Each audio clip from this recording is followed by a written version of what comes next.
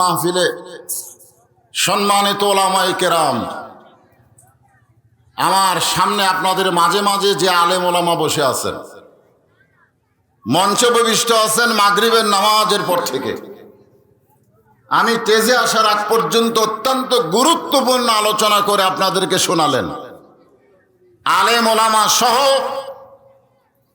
আজকের মাহফিলের বক্তাগণকে অন্তরের অন্তঃস্থল থেকে আমি শুভেচ্ছা জ্ঞাপন করছি। এই মুহূর্তে আমার সামনে যারা বসে আছেন, যিনাদেরকে আল্লাহ দয়া করে রহম করে আজকের এই জান্নাতের বাগানে কবুল করেছেন,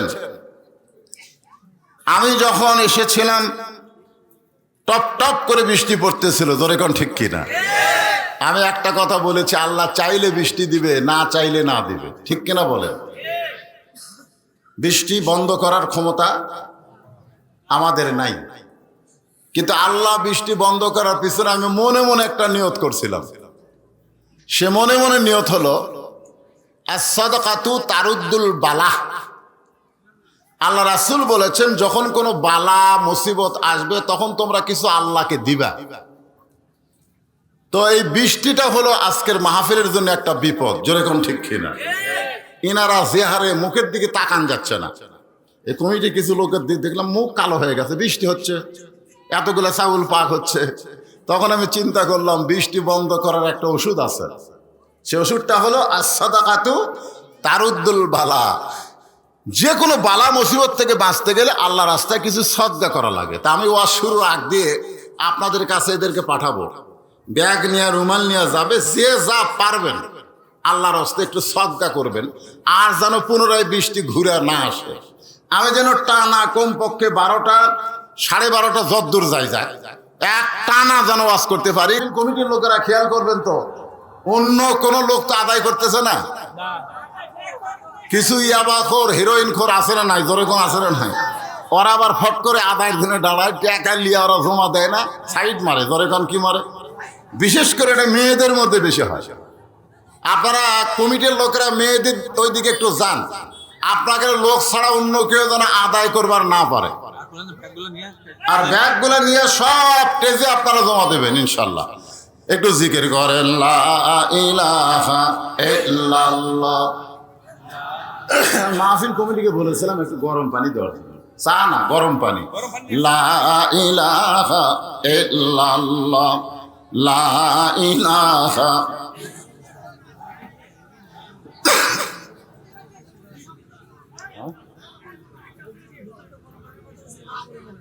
লা ইলাহা ইল্লাল্লাহ, লা ইলাহা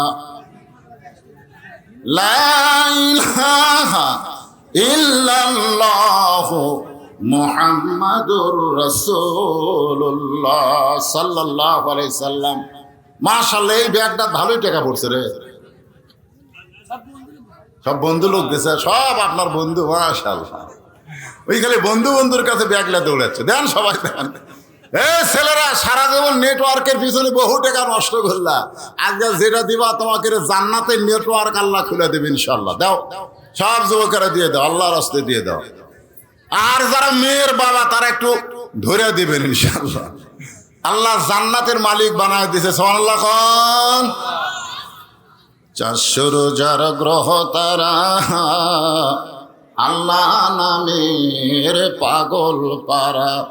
আমার আল্লাহ নামের এতই দয়া, আল্লাহ নামের এতই মায়া, লুকিয়ে রাখছেন হে আল্লাহ। লা ইলাহা ইল্লাল্লাহ, লা ইলাহা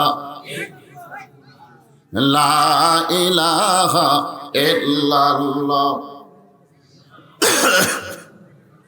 সব টেজে নিয়ে আসবেন, ব্যাগ চাদর যেটা আদায় করতেছেন আদায়ের পরে টেজে এনে জমা দেবেন। লা ইলাহা ইল্লাল্লাহ, লা ইলাহা ইল্লাল্লাহ মুহাম্মাদুর রাসূলুল্লাহ সাল্লাল্লাহু আলাইহি সাল্লাম। আমার হায়দার ভাই কি বললেন? আব্দুল আজিজ সাহেব কি দিছে? উনি একলা? মাশাআল্লাহ। আজকের মাহফিলের সম্মানিত সভাপতি সাহেব 25,000 টাকা এই মাহফিলে দান করেছেন। আল্লাহ এর দানকে কবুল করে জান্নাতের মালিক বানান, জোরে কোন আমিন। নজরুল ইসলাম ফকির 10,000 টাকা দান করছে। কয় নজরুল ইসলাম ফকির, এই ফকির বলা সেই ফকির না। 10,000 টাকা দান করছে, এছাড়া অনেকে অনেক দান করছে। যাই হোক, এখন আমার ওয়াজ শুরু, ওয়াজ স্টার্ট দিলাম। সবাই মনোযোগ দিয়ে শুনবেন। সামিনা আতানা, শুনতে হবে গ্রহণ করার জন্য। কারণ শুধুমাত্র শোনার জন্য আল্লাহ কোরআন দেয় নাই, এই কোরআনকে গ্রহণ করা লাগবে। জোরে কোন কি করা লাগবে? ভাই এই টাকাগুলো একটি গণাগান শুরু করেন না? হ্যাঁ, জমা নিয়ে টোপলা করে বান্ধে মসজিদের মধ্যে যান। কারণ মানুষ কোন জায়গায় হুঁশ না বলে মসজিদে হুঁশ হয়। জোরে কোন হয় কি হয় না?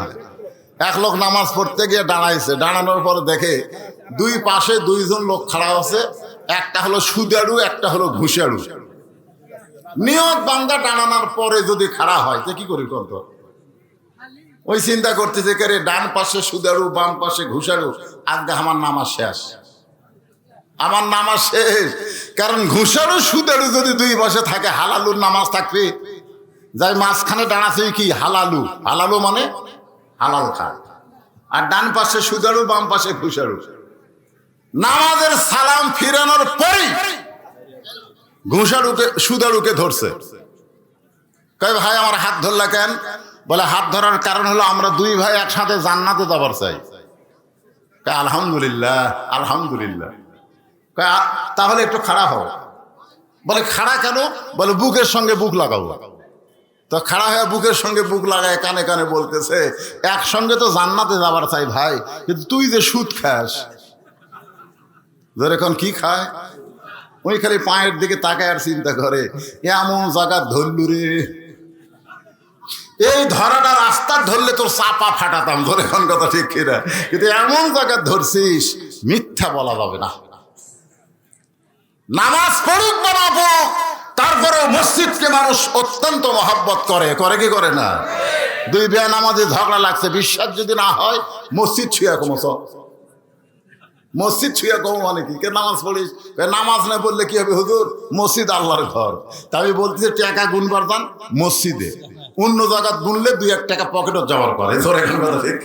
কিন্তু মসজিদে গুনলে ভাই ওই ব্যাকাগুলোও সোজা হয়ে যায়। জোরে কর কথা ঠিক কিনা? কারণ দুনিয়ার সব মুসলমান, বিশেষ করে বাংলাদেশের মুসলমান বিশ্বাস করে মসজিদ কার? আরো জোরে। শুধু মসজিদ আল্লাহর নয়, গোটা বাংলাদেশও আল্লাহর। কিন্তু মসজিদকে যেইভাবে আল্লাহর বিশ্বাস করে, সেইভাবে যদি গোটা বাংলাদেশ আল্লাহর বিশ্বাস করত, তাহলে আমাদের বাংলাদেশে কোনো অনিয়ম হতো, কোনো দুর্নীতি হতো, কোনো মানি লন্ডারিং হতো, কিছুই হইতো না। সোনার বাংলার সোনার থাকতো, বিদেশি ঋণে জর্জরিত হতো না। 22 সালে একজন নেতা বলেছিল যে 23 সাল দুর্ভিক্ষের বছর। আমি নেতার সামনে বলেছিলাম আপনি ভুল করলেন, কারণ বাংলাদেশে কোনোদিন দুর্ভিক্ষ হবে না। যে বাংলাদেশের উপর দিয়ে একটা পাখি উড়ে যাওয়ার সময় যদি পায়খানা করে, মাটির পড়ার 7 দিন পরে একটা গাছ হয়। জোরে কোন কথা ঠিক কিনা? ওমা মিন দাব্বাতিন ফিল আরদি ইল্লা আলাল্লাহি রিজকুহা। পেঁয়াজের দাম যতই বেশি হোক, আলুর দাম যতই বেশি হোক, মরিচের দাম যতই বেশি হোক, তারপরও বাংলাদেশের মানুষের না খায়া থাকা লাগবে না, বাংলাদেশে দুর্ভিক্ষ হবে না। জোরে কোন কথা ঠিক কিনা? আসলে ডলারের দাম বেড়ে গেছে, এগুলোর দাম তো বাড়বি রে ভাই। একদিন আমি ওই চাউলের দাম বেশি কথা বলতেছি, আমার পাশে একজন খালি আমি কইলাম ভাই এত কাশেন কে? হুজুর আজান দিয়ে খান তো হুঁশ পান না। আপনারা বলেন তো জমির ধান লাগান কত, ধান কাটা কত, ধান মারা কত, হিসাব করছেন? চাউলের দাম বেশি না হলে আমরা কি জমি বেচে খাবো? ওরে গরম রে, তার মানে চাউলের দাম বেশি হওয়াতে কৃষক খুশি হচ্ছে, তোরে কর কথা ঠিক না? আলুর দাম বেশি হওয়াতে আলুওয়ালারা খুশি হচ্ছে, ভাই বেশি হোক, দুর্ভিক্ষ না হলে হয়। আজকে কে না খায় আছেন কোন তো? আসেন আলোচনা শোনেন। ইয়া আইয়ুহাল্লাযীনা আমানুস্তাঈনু বিস-সাবরি ওয়াস-সালাত ইন্নাল্লাহা মা'আস-সাবিরিন।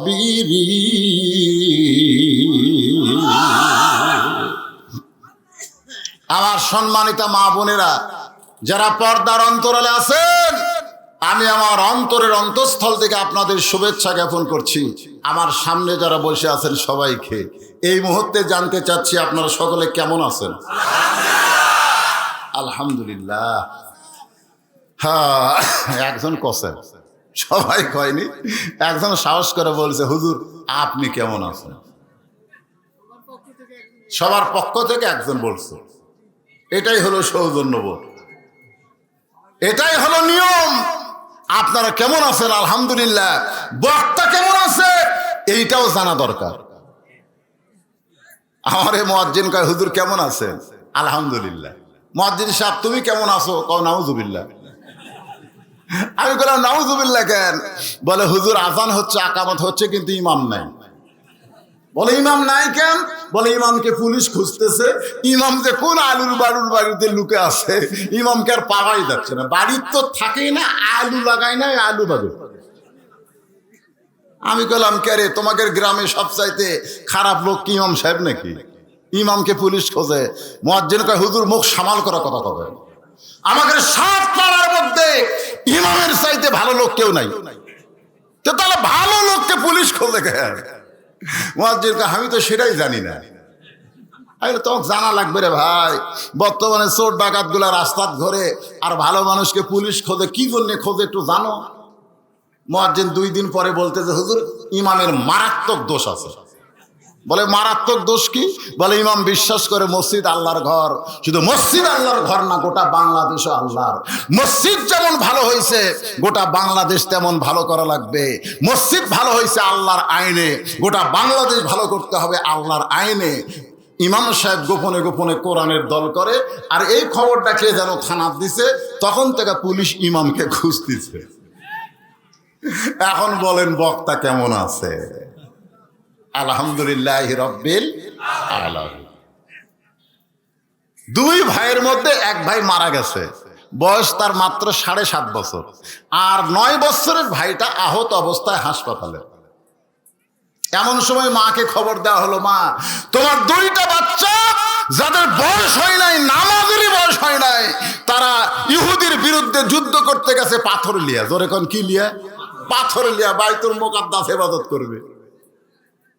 কারণ আবাবিল পাখি, তাইরান আবাবিল পাখি সরষার দানার মতন পাথর মারলে যদি আব্রাহা বাদশার হস্তি বাহিনী ধ্বংস হয়ে যায়, এই 2 বাচ্চা মনে করছে আমরা এর চাইতে বড় পাথর লিয়ে আমরা। আবাবিল পাখি হয়ে আর মারছে পাথর। পাথর তো ইহুদি সৈনিক লাগেইনি, ওই শালারা করছে গুলি করার পরে একজনের এক হাত গেছে, একজন মারাই গেছে। মা বলতেছে আলহামদুলিল্লাহ। যারা খবর দিছে ওরাই চমকে উঠছে, কি রে এটা মাও না কি রে? বলা লাগতো ইন্না লিল্লাহ, বলা লাগতো কি, কিন্তু বলতেছে আলহামদুলিল্লাহ।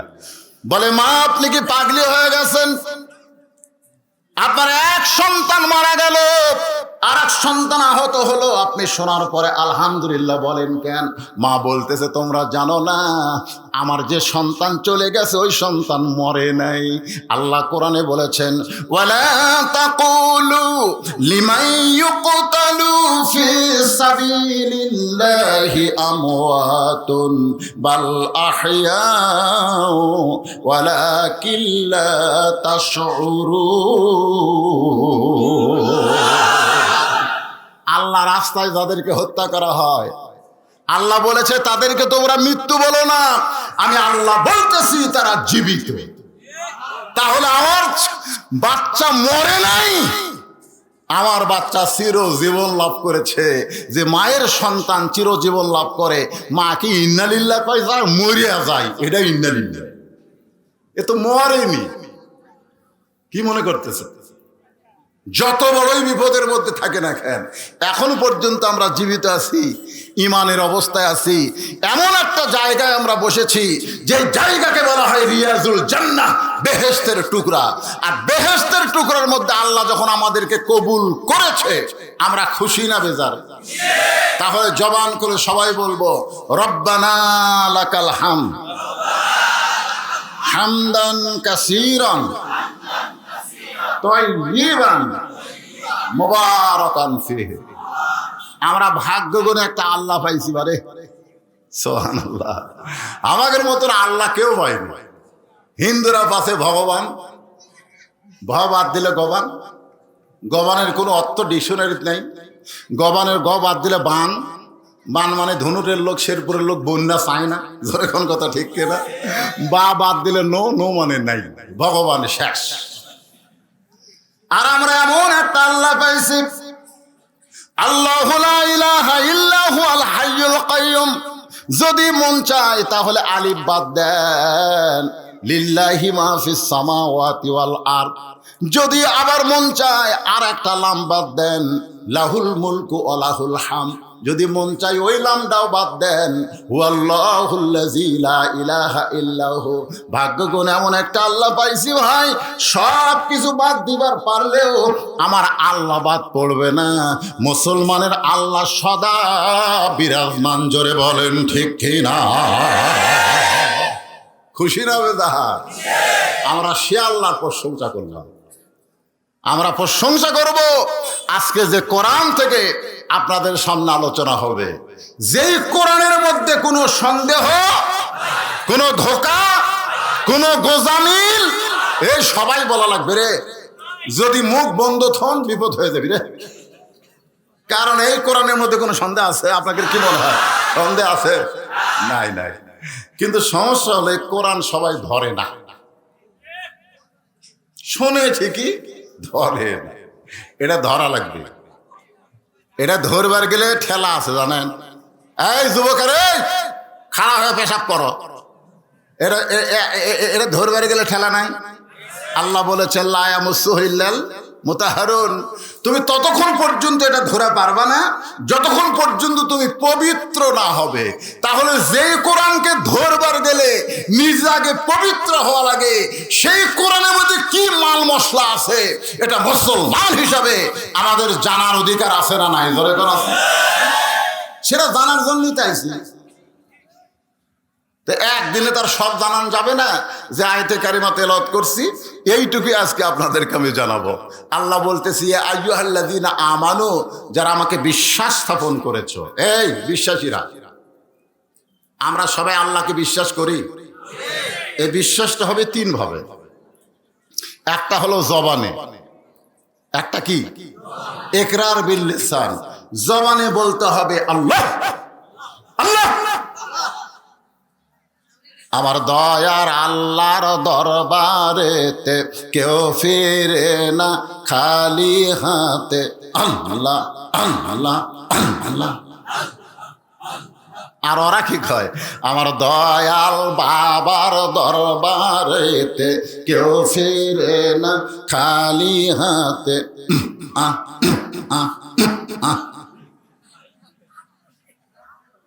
আমরা কি বলবো? আল্লাহ। কলিজার মধ্যে জায়গা দেওয়া লাগবে। সুবহানাল্লাহ খান। কলিজার মধ্যে আল্লাহর জায়গা যখন দিবেন তখন আপনার কাছে জীবনের চাইতে ইমানের দাম বেশি হবে। আপনারা অন্তর থেকে একটা কথা বলেন ভাই, যারা ইমানদার বিশ্বাস করি, আমাদের কাছে আমাদের জীবনের দাম বেশি না ইমানের দাম বেশি? এরা কিন্তু মুখে মুখে করলে মুনাফিক হবে। অন্তর থেকে বলেন তো, আমাদের কাছে আমাদের জীবনের দাম বেশি না ইমানের দাম বেশি? আমি যত চেষ্টা করি আমি আমার জীবন বাঁচাবার পারবো না। অনেকে মনে করতেছে আমার সরাই কে, নামাই কে, মারে কে। জোরে কোন কথা ঠিক কি না? আল্লাহ কয় কত বড়ান করিস না, এক মুহূর্ত লাগবে না। আমার আল্লাহর কাছে এক মুহূর্ত লাগবে? এই জন্যে আমি যতই চেষ্টা করি, গত বছর আমি বলেছিলাম মাইকেল জ্যাকসন মাত্র 150 বছর বাঁচার জন্যে 10টা বিশেষজ্ঞ ডাক্তার রাখছিল। 10টা বিশেষজ্ঞ ডাক্তার, চোখের ডাক্তার, নাকের ডাক্তার, কানের ডাক্তার, হাড়ের ডাক্তার, রক্তের ডাক্তার, কিডনির ডাক্তার, এরকম 10টা ডাক্তার রাখছিল। 150 বছর বাঁচছে। কয়শো বছর? 49 বছর বয়সী মারা গেছে। তার মানে বোঝা গেল আমি বাঁচার যতই চেষ্টা করি আমি বাঁচতে পারবো না, কিন্তু আমি যদি ঈমান বাঁচানোর চেষ্টা করি তাহলে আমি আমার ঈমানকে বাঁচাতে পারবো। এখন আপনারা বলেন, জীবন বাঁচাবেন না ঈমান বাঁচাবেন? কারা কারা ঈমান বাঁচানোর জন্য আল্লাহকে একটু হাত দেখান। লিল্লাহে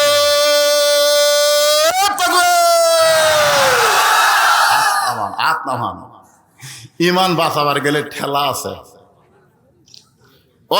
وَلَنَبْلُوَنَّكُمْ بِشَيْءٍ مِّنَ الْخَوْفِ وَالْجُوعِ وَنَقْصٍ مِّنَ الْأَمْوَالِ وَالْأَنفُسِ وَالثَّمَرَاتِ وَبَشِّرِ الصَّابِرِينَ।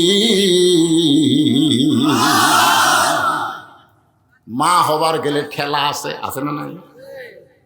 কোনোদিন কোনো গায়ক বলল না, কোনোদিন কোনো গায়ক বলছে?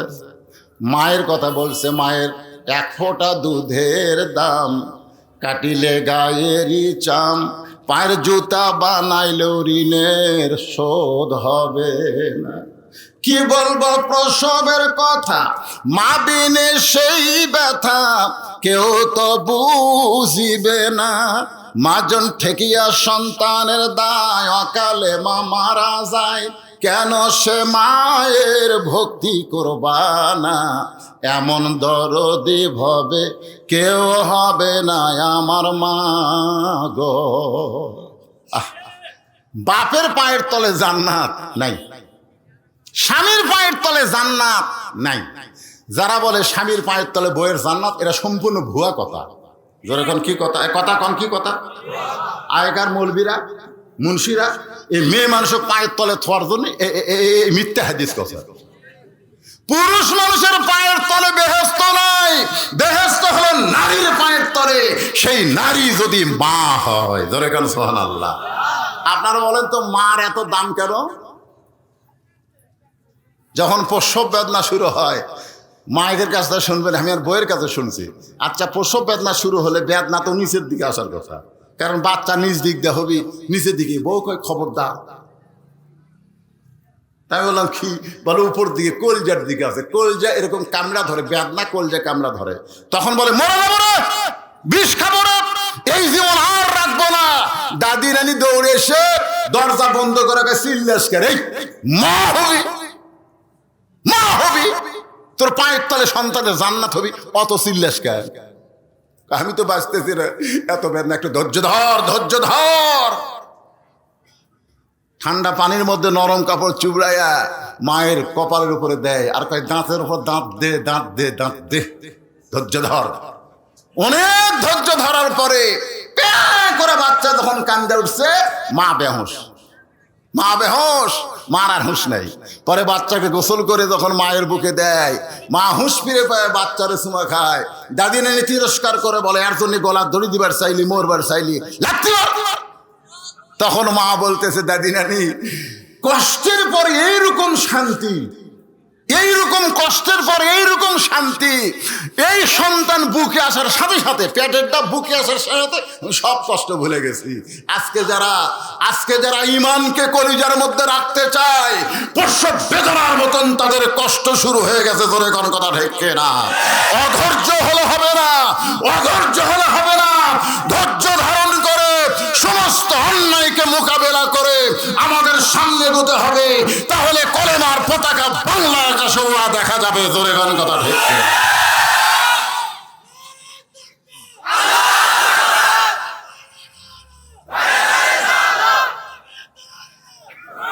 দরকার হলে জীবন যাবে, কিন্তু ঈমান দিব।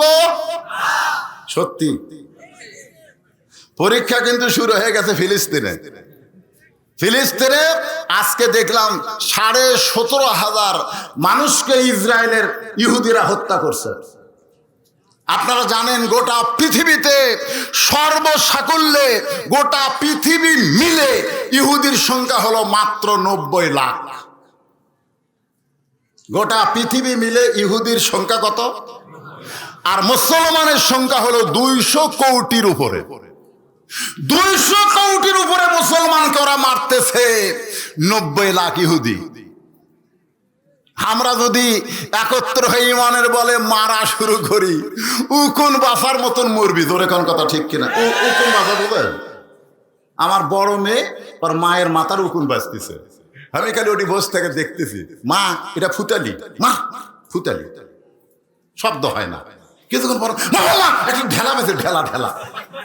ওর মা কয় দেখি তো, কয় মার এবার বুড়ার ফুটুস করো, ফুটুস। এই 200 কোটি মুসলমান যদি এক হয়, পৃথিবীর ইহুদিকে উকুন মারার মতন বাছাই করে করে মারা হবে। জোরে কোনো কথা ঠিক কিনা? কিন্তু আমরা এক হবার পারিনি, এক হবার পারি নাই, যার কারণে আজকে আমাদের এই দুরবস্থা। আপনারা আমাকে সেদিন আপনার ওই চাপাই নবাবগঞ্জ মাহফিল আমাকে বলতে, হুজুর কাবা ঘর ধ্বংস যখন করবার আসলো আব্রাহা বাদশা, তখন আল্লাহ আবাবিল পাখি দিয়ে কাবা ঘর বাঁচালো। তো বাইতুল মুকাদ্দাসে হুজুরা ধ্বংস করতেছে, তো আল্লাহ কি ঘুম পাড়তেছে না? আপনাকে কি মনে হয়? বিশ্বাস হয় না? সূরা ফিল আপনারা পড়েননি?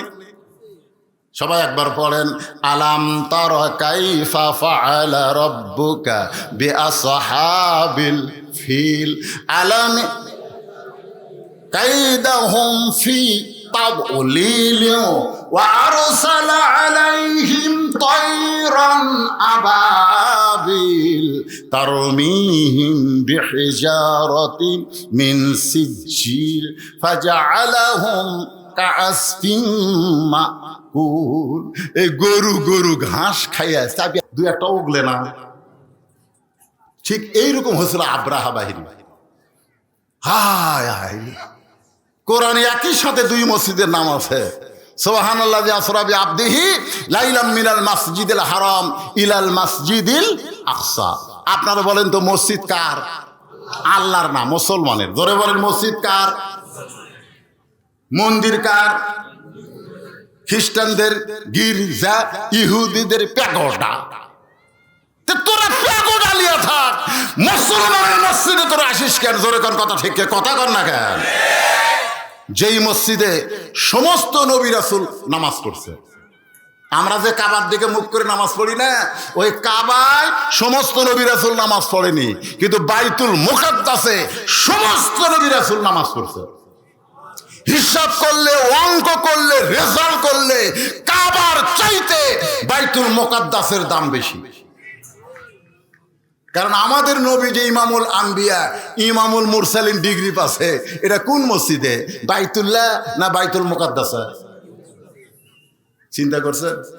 আজকে সেই মুকাদ্দাস ওরা জুতা পাও দিয়ে, আপনারা দেখছেন, ভিডিও দেখেননি? জুতা পায়ে দিয়ে মুসলমানদেরকে হত্যা করতেছে। আর 200 কোটির বেশি মুসলমান মনে হয় দাঁতের উপর দাঁত দিয়ে ধৈর্য ধারণ করতেছে।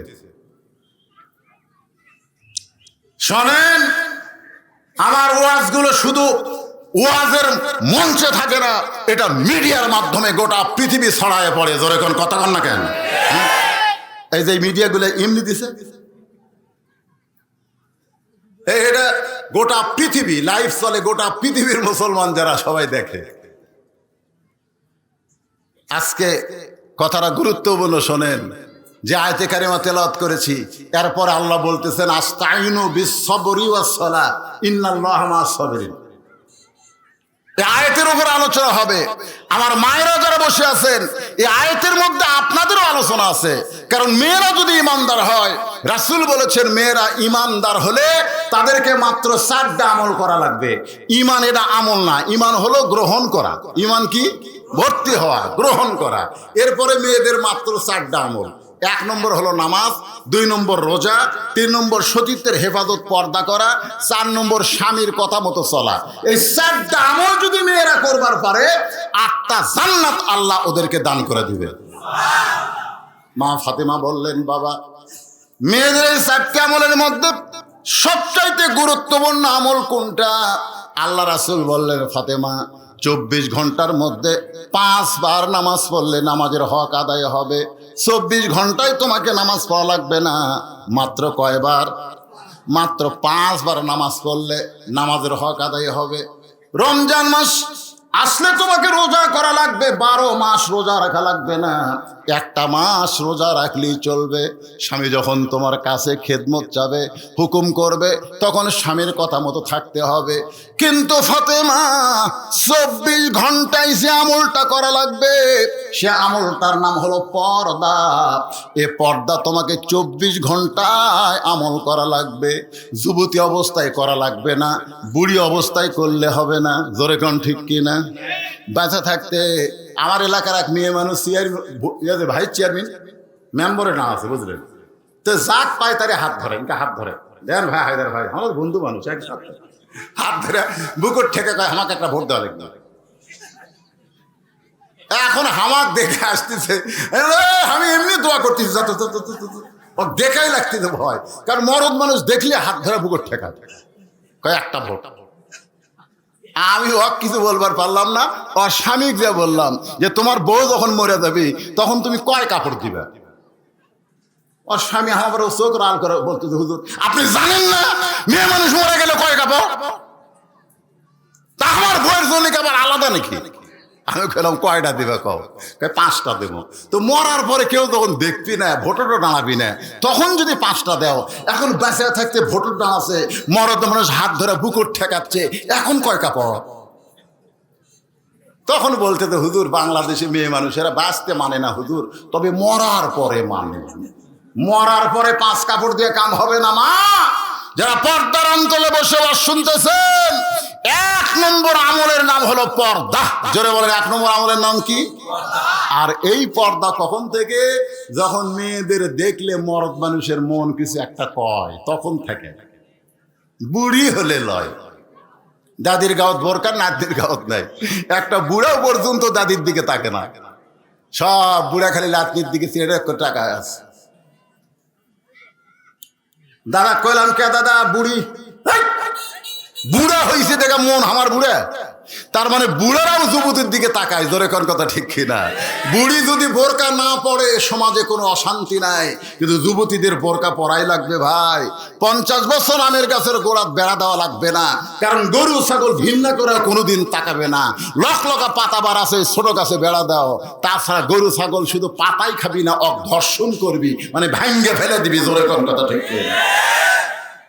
আজকে আমার মা বোনদের জন্য পর্দার অত লম্বা আওয়াজ না, লকা পাতা বোঝেন না। এখন থেকে আপনারা পর্দার মধ্যে থাকবেন। পর্দার মধ্যে থাকলে লাভটা কি? আল্লাহ পর্দার আইন করেছেন, অকরনা ফি বুয়ুতিকুন্না ওয়ালা তাবাররাজনা তাবাররুজাল জাহিলিয়াতিল উলা। আল্লাহু আকবার। আমার মায়েরা, আপনাদের জন্য আলোচনায় আসতেছি, এখন একটু আপনারা মনোযোগ দিয়ে শোনেন। ইমানের 3 নম্বর হলো আমল বিল আরকান। শুধু কলিজার মধ্যে ইমান রাখলে হবে না, এটা আমলের মাধ্যমে প্রকাশ করা লাগবে। এখন আপনারা বলেন, আস্তাইনু বিসসবরি ওয়াসসালাহ। ইমান গ্রহণ করার পরে, এই ইমানদারেরা শোনেন, ইমান গ্রহণ হয়ে গেল আমাকে, ইকরার বিল লিসান, তাসদিক বিল জিনান, আমল বিল আরকান।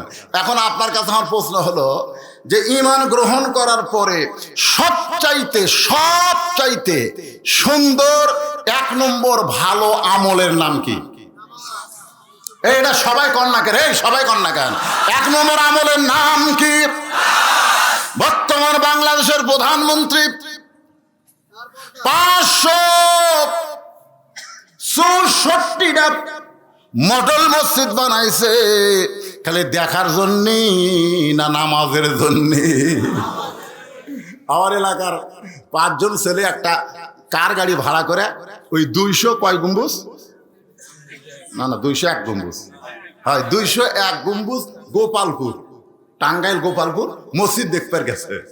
মসজিদ দেখবার গেছে, আমার কাছে বলতেছে, হুজুর মসজিদের উপরে উঠে হায় হায় রে, গম্বুজ মসজিদ হুজুর, আমরা হিসাব করলাম কত কোটি টাকা লাগিছে হুজুর রে। আমি কই বস বস। আচ্ছা তোরা যে মসজিদ দেখবার গেছিল, নামাজ পড়ছো? তোর কয় হুজুর ওই আমরা মসজিদ দেখবার জাতি পেশাব লাগিছে, তা আমরা এক পাম্পত যাই দেখি বর্ষার বুদ্ধি নাই, খাড়া হয়ে। তা আমরা খাড়া হয়ে পেশাব করছি, পানি টানি ঠিক মতো লেইনি হুজুর, আমাকে শরীর আমরা রাস্তাতে নাপাক করছি। তো 564টা মসজিদ পৃথিবীর কোন রাষ্ট্রনায়ক প্রধানমন্ত্রী তৈরি করে নাই যে বাংলাদেশের প্রধানমন্ত্রী করছে। জোরে কোন কথা ঠিক কিনা? আপনাদের কাছে আমার প্রশ্ন হলো, দেখার জন্যে না ঢোকার জন্যে? আচ্ছা মসজিদ দেখার কি দোয়া আছে রে?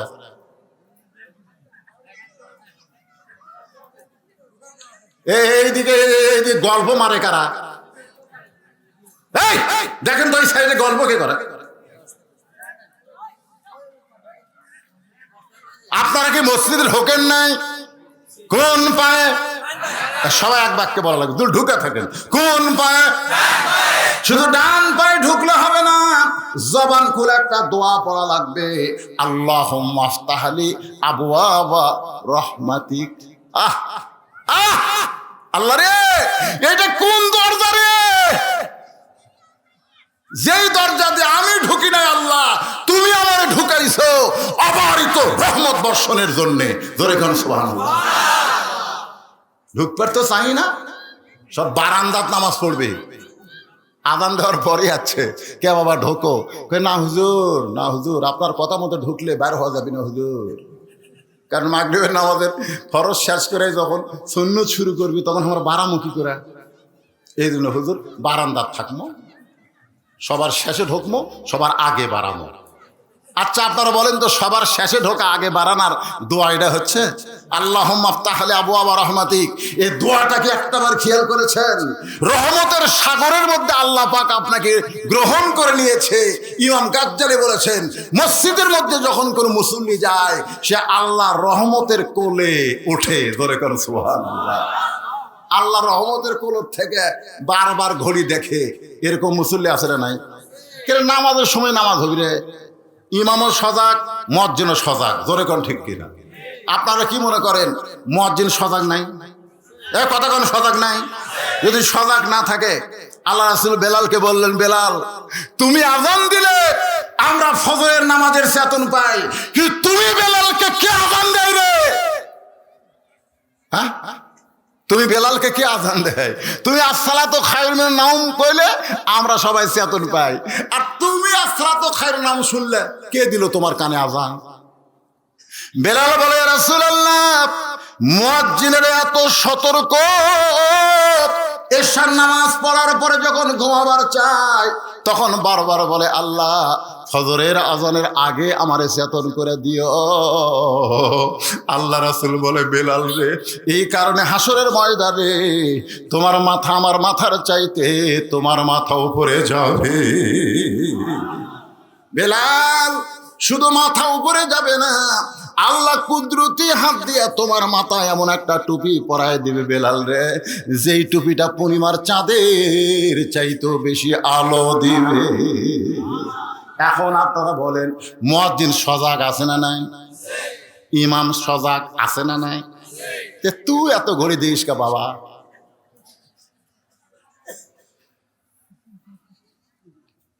কে ভাই আর কয় মিনিট? কার তো 2 মিনিট। আজ ঘড়ি লড়তিছে না রে, আজ ঘড়ি লড়তিছে। আস্তাইনু বিসসাবরি বিসসাবরি ওয়াসসালাহ। আগে নামাজ না রে পাগলা, আগে তোমার মধ্যে ধৈর্য আনা লাগবে। কদ আফলাহা মান তাযাক্কা ওয়া যাকারা ইসমা রাব্বিহি ফাসাল্লা। সাইকেল চালাইতে চালাইতে পেডেল বন্ধ করলে সাইকেল বন্ধ হয় না, কারণ আগে যে সাইকেল চালাইছো ওই চালানোর একটা গতি আছে, পেডেল বন্ধ করলেও অনেক দূর যায়। ধরে কোন কথা ঠিক কিনা? তুমি দুনিয়ার মহব্বত নিয়ে মসজিদ ঢুকাই আল্লাহু আকবার আল্লাহু আকবার। কি আল্লাহ বলতেছেন, কদ আফলাহা মান তাযাক্কা ওয়া যাকারা ইসমা রাব্বিহি ফাসাল্লা। রব্বিহি ফাসাল্লা, আগেই নামাজ না। মসজিদের মধ্যে ঢুকে আগে তোমার মনকে মসজিদ বানাও। তোমার মন যদি মসজিদ হয় তাহলে ইলা জিহাতিল কাবা, ইলা জিহাতিল কাবা তোমার সঠিক হবে। ইলা জিহাতিল কাবা যদি সঠিক হয়, কাবা বাইতুল মামুর থেকে আল্লাহর আরশ পর্যন্ত তোমার সঙ্গে একটা যোগাযোগ ঘটায় দিবে। আসসালাতু মেরাজুল মুমিনিন, নামাজ মুমিনদের মেরাজ। এই বিশ্বাস, এই মহব্বত, এই অন্তর তোমার নামাজের মধ্যে আল্লাহ পয়দা করে।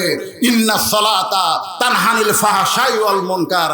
একমাত্র নামাজই পারবে মানুষকে যাবতীয় খারাপি, অশ্লীলতা থেকে বাঁচায় দিতে। জোরে কোন কথা ঠিক কিনা? আজকে আমাদের যুবকেরা দরজা জানলা বন্ধ করে মোবাইল চালু করে, ফাঁক ফুক বন্ধ, মোবাইল চালু করে, কেউ দেখতেছে না। ওই এখন অশ্লীল ভিডিও দেখতেছে।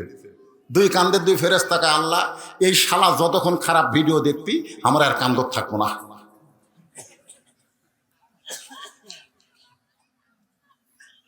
ওর ইমান বলতেছে কেউ দেখতেছে না, কেউ দেখতেছে না। বাংলাদেশের মুসলমান সঠিকভাবে যদি ইমান নিয়ে বাঁচতে চান তাহলে দুইটা জিনিস আপনি খেয়াল করবেন। আল্লাহ দেখতেছে, দুই ফেরেশতা লিখতেছে। আল্লাহ এ কথা কয় না কেন? আল্লাহ, দুই ফেরেশতা, তাহলে সমানে এটা মাহারাজাবি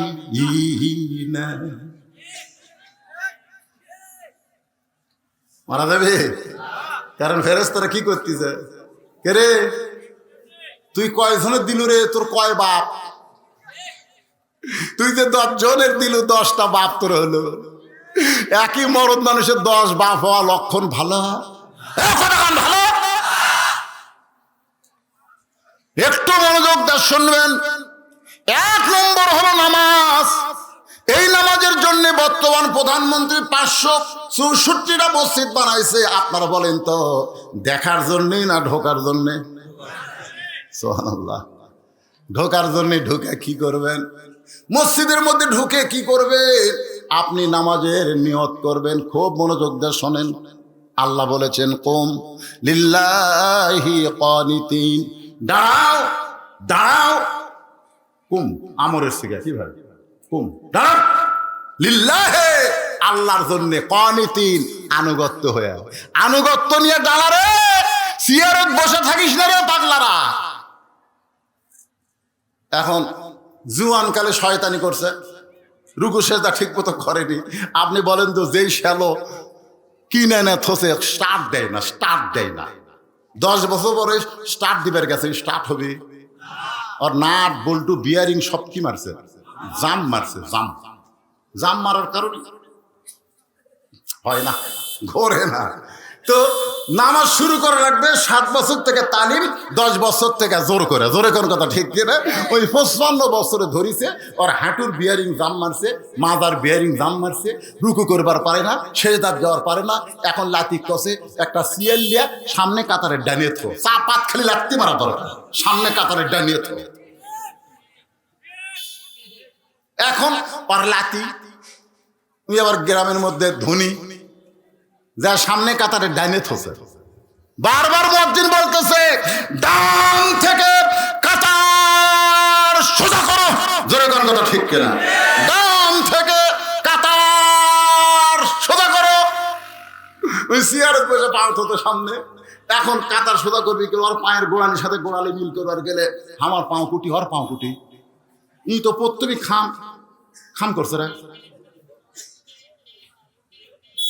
কি এ কথা কর না কেন? কি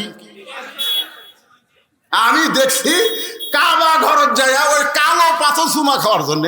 আমি 11 সালে প্রথম যখন গেছিলাম, আমার সাথে এক ভাই তাফের প্রত্যেক পাকে একবার করে চুমা খায়, ওই কাবা ঘর চুমা খায়। তা আমাকে কয়, হুজুর আপনি খাবেন না?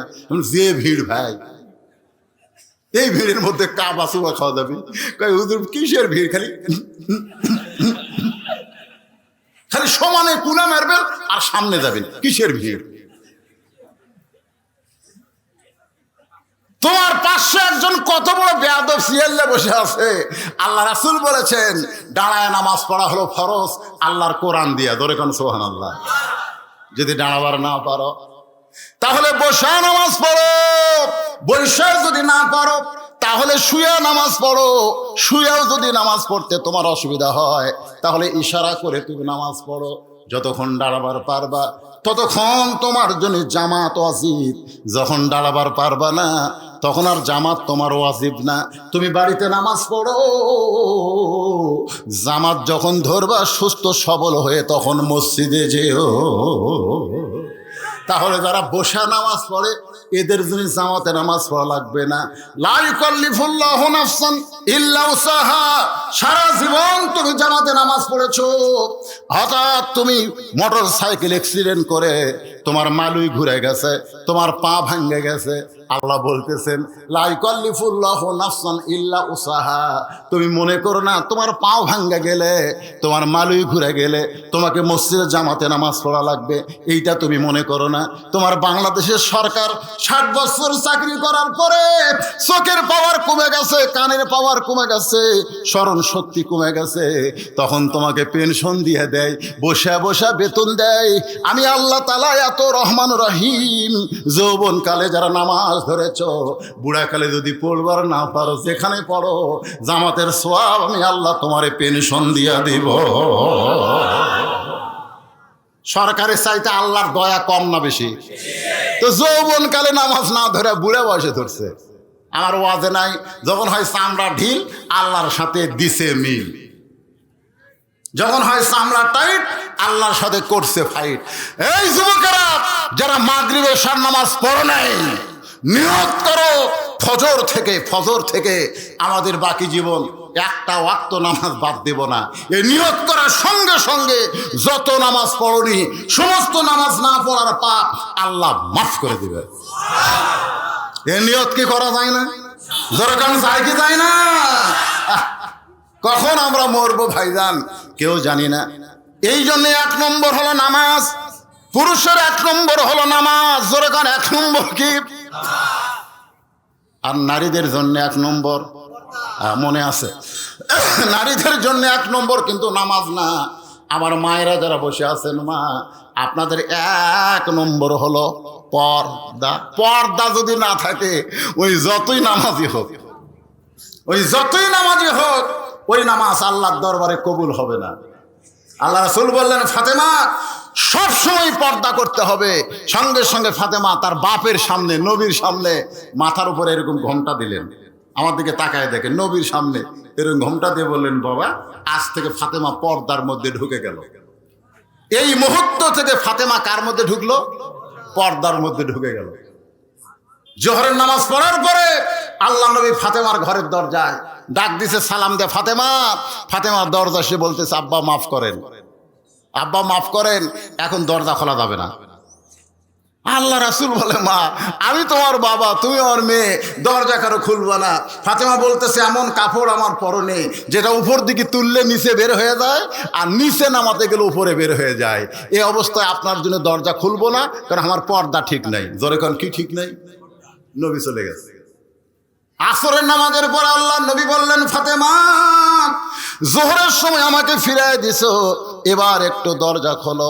ফাতেমা বলতেছে বাবা এমন একটা মুহূর্তে আমি আছি, শুধু একজনের জন্য দরজা খোলা যাবে, হাসান হোসেনের জন্যও খোলা যাবে না, তার নানার জন্যও খোলা যাবে না, তবে হাসান হোসেনের বাবার জন্যে দরজা খোলা যাবে।